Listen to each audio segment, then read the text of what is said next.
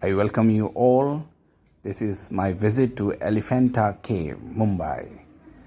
So it was just a nice journey, 1 hour journey through sea, and finally we are reaching to the place, Elephanta cave.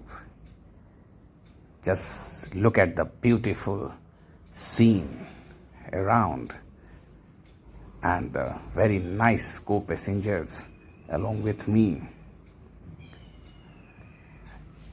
And now we are reaching to the destination, the most famous Elephanta cave. Finally we reached there.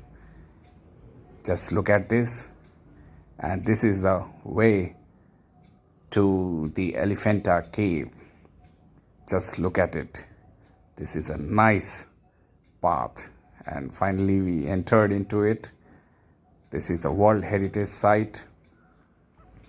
And this is the outside view. This is the outside view of Elephanta cave. Here is Lord Shiva. This is Trinetra Murti. This is Lord Shiva, marriage of Lord Shiva. This is Ardhanarishwar temple, Lord Ganesha, Lord Kartikeya.